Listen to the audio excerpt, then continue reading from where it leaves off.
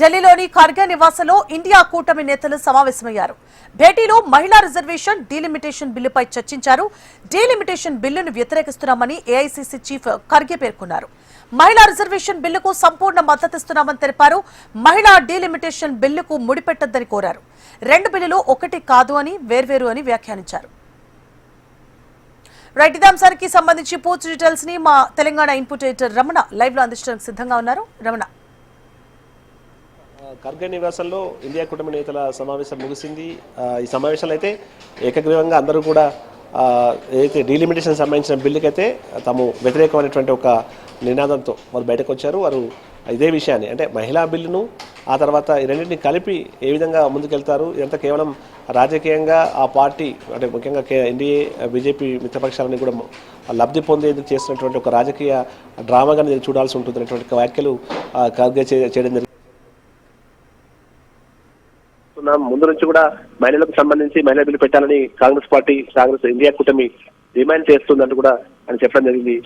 ఈ క్రమంలో ఇప్పటికే కాంగ్రెస్ సంబంధించిన పార్టీ ఎంపీలందరూ కూడా విప్ జారీ చేసినటువంటి ఆ పార్టీ ఈరోజు కూటమి నాయకులతో దీన్ని బలంగా ఎదుర్కోవాలి, పార్లమెంట్ లో గట్టిగా బదులు ఇవ్వాలి, ఎట్టి పరిస్థితుల్లో కూడా డీలిమిటేషన్ ప్రక్రియకు సంబంధించి బిల్లు పెట్టడానికి అసలు అంగీకరించకూడదంటే అంటూ కూడా వారు నిర్ణయం తీసుకున్నారు. నిరసనలు ఆందోళన కొనసాగించాలి, అఖిలపక్ష సమావేశానికి మళ్ళీ డిమాండ్ చేయాలి.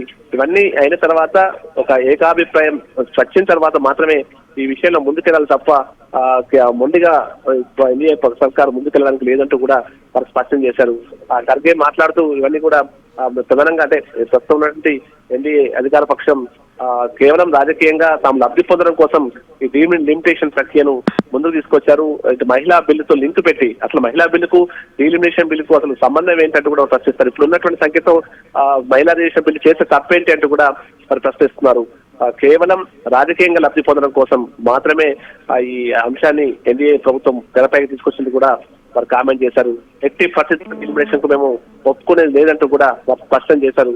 ఇండియా కూటమి మొత్తం దీన్ని వ్యతిరేకిస్తోంది, వచ్చే రోజుల్లో తమ ఆందోళనలు ఉధృతం చేస్తామని కూడా వారు స్పష్టం చేసిన పరిస్థితి కనిపిస్తుంది. మొత్తంగా ఖర్గే నివాసంలో జరిగినటువంటి ఈ భేటీలో ఇటు రాహుల్ గాంధీతో పాటు కేసీ వేణుగోపాల్, సుప్రియ సూలే, జయరాం రమేష్, ఆ తర్వాత కపిల్ సిబల్ లాంటి వారంతా కూడా హాజరై ఏ విధంగా ఈ సమావేశాన్ని ఎదుర్కొందాం, 3 రోజుల జరిగిన సమావేశంలో ఏ విధంగా ముందుకెళ్దాం, ఎట్లాంటి వ్యూహాలతో ముందుకెళ్దాం, ఎలాంటి కౌంటర్లు ఇద్దామనే విషయంలో వారు కొంత చర్చించారు.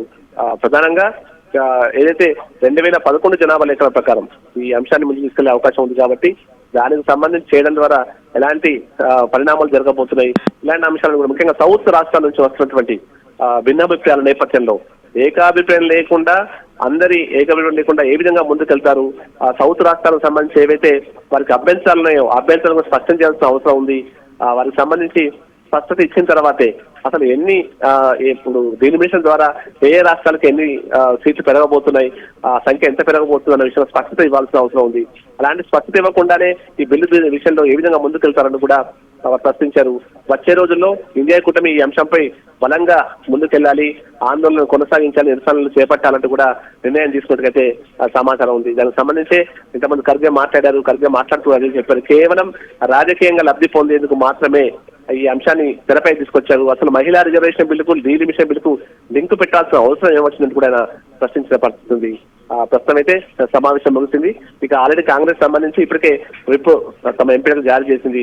ఈ 3 రోజుల పాటు జరిగే సమావేశాల్లో ఎట్లా వాదనలు కొనసాగించాలి, అంటే మనం ఆ చర్చల్లో ఏ విధంగా పాల్గొనాలి, ప్రభుత్వానికి కౌంటర్ ఏ విధంగా ఇవ్వాలి, ఎట్లా దీన్ని అడ్డుకోవాలన్న విషయంలోనే ప్రధానంగా వారు మాట్లాడుకోవడం జరిగింది. అయితే ఖచ్చితంగా డీలిమిటేషన్ సంబంధించి మాత్రం తమ అభ్యంతరాలను బలంగా వినిపించాలని కూడా స్పష్టం చేశారు. ఎందుకంటే ఇప్పుడున్న ఈ పరిస్థితుల్లో చాలా పెద్ద ఎత్తున సౌత్ రాష్ట్రం నుంచి ఆందోళన వ్యక్తం అవుతున్న నేపథ్యంలో దానికి సంబంధించి ఒక స్పష్టత ఇస్తే తప్ప ఆ స్పష్టత లేకుండా ముందుకెళ్తే మాత్రం తీవ్ర పరిణామం ఎదుర్కోవాల్సి వస్తుంది అనేటువంటి విషయాన్ని చెప్పే ప్రయత్నం చేయాలంటూ కూడా వారు ఈ సమావేశంలో చర్చించారు. దీనికి సంబంధించి ఇండియా కూటమికి సంబంధించి అందరూ కూడా ఏకాభిప్రాయంగా వచ్చారు. నిరసనలు ఆందోళనలు కొనసాగిస్తూ వచ్చే రోజుల్లో మరింత కూడా నిర్ణయానికి వచ్చినట్టు చేస్తుంది. Suvarna. Right, thank you for the updates Ramana.